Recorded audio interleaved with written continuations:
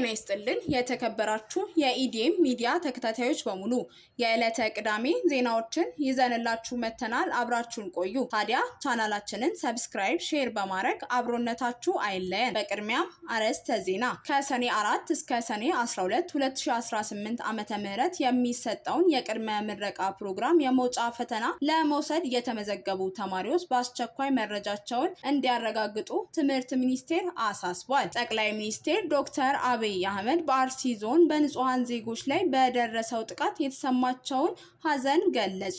በህፃን ብሌን አሸናፊ ስም የሐሰት አካውንት ተከፍቶ ገንዘብ እየተሰበሰበ መሆኑን አባቷ ተናገሩ። በኢራን በአንድ ታዳጊ ላይ የግብረ ሰዶም ተግባር የፈጸሙ 2 ግለሰቦች በስቅላት ተቀጡ። በኮሪደር ልማት ፕሮጀክት ላይ የስርቆት ወንጀል የፈጸመው ግለሰብ በፖሊስና በህዝብ ትብብር እጅ ከፍንጅ ተያዘ።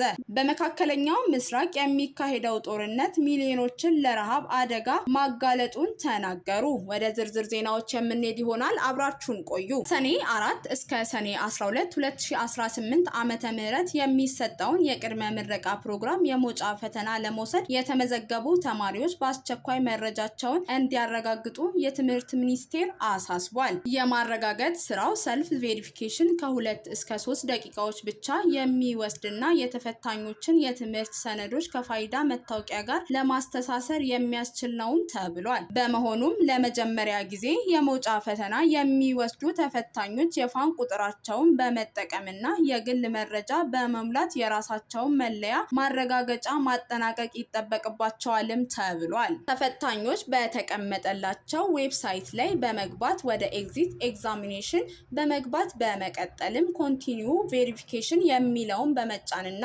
የሚያስፈልገውን በመሙላት እንዲያረጋግጡ ጥሪ አቅርበዋል። በመጨረሻም ተፈታኞች በቂውን ቅድመ ዝግጅት አድርገው እንዲገኙ መልእክታቸውን አስተላልፈዋል። ጠቅላይ ሚኒስቴር ዶክተር አብይ አህመድ በአርሲ ዞን በንጹሃን ዜጎች ላይ በደረሰው ጥቃት የተሰማቸውን ሐዘን ገለጹ። የጠቅላይ ሚኒስቴር ጽሕፈት ቤት በወቅታዊ ጉዳዮች ዙሪያ መግለጫ ሰጥቷል። በዚህም መግለጫ በኦነግ ሸኔ አማጽያን በንጹሃን ዜጎች ላይ በተለይም በሃይማኖት ተቋማት ውስጥ ኢላማ ተደርገው የተፈጸሙ ጥቃቶችን ተከትሎ የቤተሰብና የወዳጆቻቸውን ሕይወት ላጡ፣ የአካል ጉዳት ለደረሰባቸውና ቤት ንብረታቸው ለወደመባቸው በአርሲ ዞን ለሚገኙ ዜጎች ጠቅላይ ሚኒስቴር ዶክተር አብይ አህመድ በኢትዮጵያ መንግስት ስም የተሰማቸውን ጥልቅ ሐዘን ገለጹ።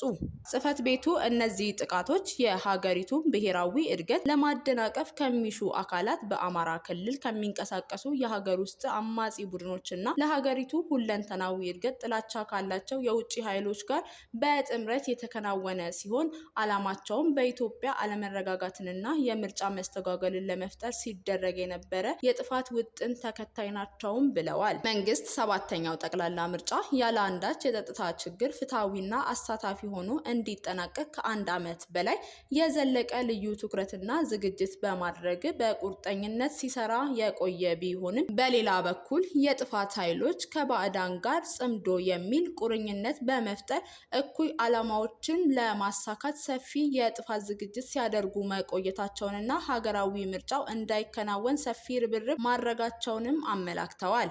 በተጨባጭ በቅድመ ምርጫና በምርጫ ወቅት የዜጎችን የመምረጥ መብትና ነፃነት ለመጋፋትና ለማደናቀፍ ሙከራዎች ተደርገዋልም ብለዋል። እነዚህ የጠላት ኃይሎች በመደጋገፍና በመናበብ አመፃን፣ ሁካታን ለማነሳሳት፣ ከተሞችን በሽብር ጥቃት ለማወቅ፣ በመንገዶች የደፈጣ ጥቃት ለመፈጸም፣ እንቅስቃሴ ለመገደብና በተወሰኑ አካባቢዎች ኢላማ አድርገው ያለው ጠቅላይ ሚኒስቴር ጽሕፈት ቤት እንደ ማሳያ የጦር መሳሪያ ተተኳሾችንና ሌሎች ሎጂስቲክሶችን በድጋፍ በማቅረብ በደቡባዊ ትግራይ በሚገኝ አዋሳኝ የአማራ ክልል አንዳንድ ቦታዎች ላይ ትንኮሳ ፈጽመዋል ሲልም ገልጸዋል። በተጨማሪም በአማራ ክልል ባህር ዳር፣ ጎንደር፣ ደብረ ብርሃንና ወልዲያ ከተሞችን ጨምሮ በክልል ዋና ዋና ከተሞችና ሲቪሎች ላይ ኢላማ በማድረግ ያካሄዱት የሽብር እንቅስቃሴና ዝግጅት እንዲሁም በአዲስ አበባ ከተማ ባደራጇቸው አሸባሪዎች አማካኝነት በተመረጡ አካባቢዎች ላይ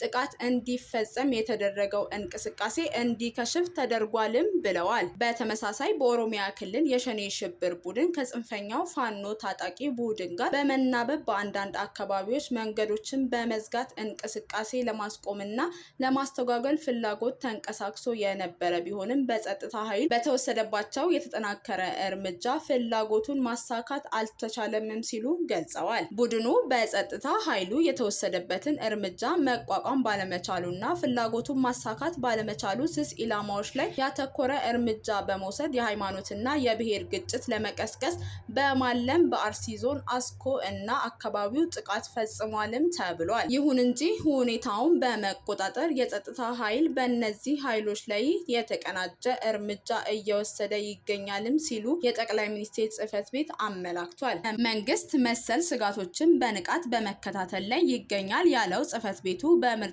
ወቅትም በብዙ የሀገሪቱ አካባቢዎች የተቀነባበሩ ተመሳሳይ እቅዶችን በስኬት ማክሸፍ ችሏል ሲልም አስረድቷል። በንጹሃን ዜጎች ላይ የሚፈጸሙ ጥቃቶችን ፍርሃትና ክፍፍልን ከሚያጎሉ የሚዲያ ዘማቾች ጋር በማስተሳሰር የተቀነባበረ ይህ እኩይ ተግባር በመንግስት የደህንነት መዋቅርና ኦፕሬሽኖች አማካኝነት በከፍተኛ ሁኔታ እንዲስተጓጎል አድርገነዋልም ብለዋል። ብሔራዊና ሃይማኖታዊ ክፍፍልን ለመዝራት የኃይል ጥቃትና ውድመትን እንደ መሳሪያ የሚጠቀሙ አካላት በሁሉም ኢትዮጵያውያን ዘንድ በግልጽ ሊወገዙ እንደሚገባ ያመላከተው መግለጫው መሰል ተግባሮች በኢትዮጵያ ውስጥ ምንም አይነት የወደፊት እድል እንደሌላቸው ለማሳየት የተቀናጀ ብሔራዊ ምላሽ በመስጠት ወሳኝ እርምጃዎች ይቀጥላሉ ብለዋል። በንጹሃን ዜጎች ላይ ጥቃት የሚፈጽሙ አካላት ድርጊታቸውን ምክንያታዊ ለማስመሰል ምንም አይነት የፖለቲካ ንግግር ቢጠቀሙ ወሳኝ ዓላማን ያሳኩ ሳይሆን ወንጀል እየፈጸሙ ነው ሲልም አስገንዝቧል። የፖለቲካ ቅሬታዎች በኢትዮጵያ ሕገ መንግስታዊ ስርዓት በብሔራዊ ምክክር ሂደትና በዲሞክራሲያዊ ተቋማት አማካኝነት መፍትሄ ሊያገኙ የሚችሉና ላያገኙ የሚችሉ ናቸውም ብለዋል። ሕፃን ብሌን አሸናፊ ስም የሐሰት አካውንት ተከፍቶ ገንዘብ እየተሰበሰበ መሆኑን አባቷ ተናገሩ። በሕክምና ላይ የምትገኘው ሕፃን ብሌን አሸናፊ ስም እየተካሄደ ያለው ህገወጥ የገንዘብ ማሰባሰብን እንዲጠነቀቁ ተጠየቀ። በህንድ ሀገር በሕክምና ላይ የምትገኘው የሁላችንም ልጅ ሕፃን ብሌን አሸናፊ ስም በማህበራዊ ሚዲያ የውሸት አካውንቶች በመክፈት ህገወጥ የገንዘብ ማሰባሰብ ተግባር እየተከናወነ መሆኑን ቤተሰቦቿ አስታወቁ። የህፃኗ አባት አቶ አሸናፊ እንደገለጹት አንዳንድ አካላት የልጃቸውን የጤና ሁኔታ እንደ ሽፋን በመጠቀም በስማቸው የውሸት አካውንቶችን በመክፈት ገንዘብ እያሰባሰቡ እንደሚገኙም አስታውቀዋል። አቶ አሸናፊ በግልጽ እንደገለጹት በአሁኑ ወቅት የልጃቸውን ስም በመጠቀም ምንም አይነት የእርዳታ ጥሪ እያደረጉ እንዳልሆነ በመግለጽ የውሸት ወሬውን በማሰራጨት ቤተሰቡ ላይ ስም የማጥፋት እና የማታለል ተግባር እየተፈጸመ መሆኑንም አስታውቀዋል። በመሆኑም መላው ኢትዮጵያውያንና የበጎ አድራጎት ድርጅቶች በሕፃን ብሌን ስም በሚሰራጨው የሐሰት ማህበራዊ ሚዲያ አካውንቶች እንዳይታለሉና ጥንቃቄ እንዲያደርጉ በጥብቅ አሳስበዋል። በመጨረሻም ሕፃን ብሌን አሸናፊ ያጋጠማትን የጤና እክል ተቋቁማ በፍጥነት አገግማ ወደ ሀገሯ በሰላም እንድትመለስ መልካም ምኞታችሁን እንድትመኙላት ጠይቀዋል። በኢራን በአንድ ታዳጊ ላይ የግብረ ሰዶም ተግባር የፈጸሙ 2 ግለሰቦች በስቅላት ተቀጡ።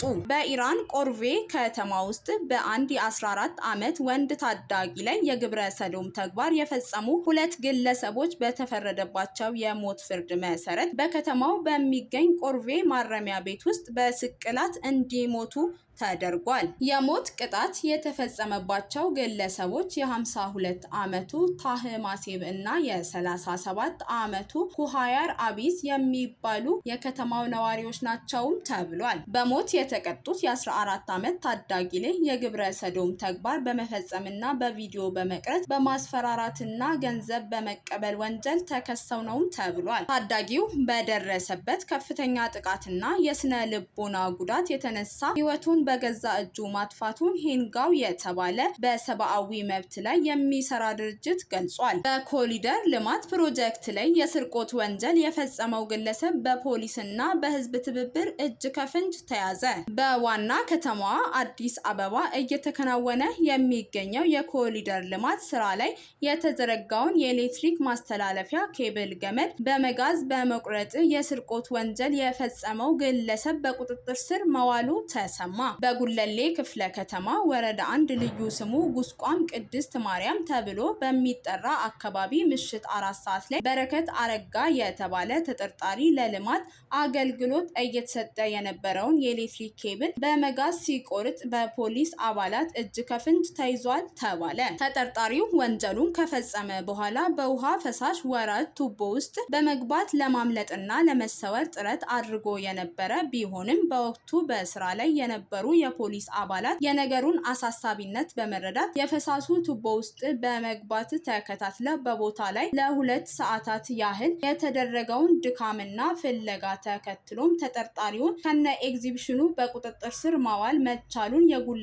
ክፍለ ከተማ ፖሊስ ዋና መምሪያ አስታውቋል። በአሁኑ ወቅት በግለሰቡ ላይ አስፈላጊው የወንጀል ምርመራ በአግባቡ እየተጣራ ነው ብለዋል። የክፍለ ከተማው ፖሊስ መምሪያ ወንጀለኛው ሳይሰወር በቁጥጥር ስር እንዲውል የአካባቢው ማህበረሰብ ከጸጥታ አካላት ጎን በመቆም ላደረጉት ከፍተኛ ድጋፍ ምስጋና አቅርቦ ህዝቡና ፖሊስ ሲተባበር ወንጀል ፈጻሚዎችን በቀላሉ ለህግ ማቅረብ እንደሚቻልም ገልጸዋል። በተጨማሪም አስቸጋሪ በሆነው የፈሳሽ መውረጃ ቱቦ ውስጥ በመግባት ተጠርጣሪውን በቁጥጥር ስር ላዋሉ የፖሊስ አባላት ከክፍለ ከተማው አስተዳደር ጋር በመነጋገር ልዩ ማበረታቻና ሽልማት እንደሚበረከትላቸውም አስታውቀዋል። በመካከለኛው ምስራቅ የሚካሄደው ጦርነት ሚሊዮኖችን ለረሃብ አደጋ ማጋለጡ ተነገረ። በመካከለኛው ምስራቅ እየተካሄደ ያለው ጦርነት በሚሊዮን የሚቆጠሩ ተጨማሪ ሰዎችን ለረሃብ አደጋ እንዳጋለጠ የተባበሩት መንግስታት የዓለም ምግብ ፕሮግራም ገለጹ።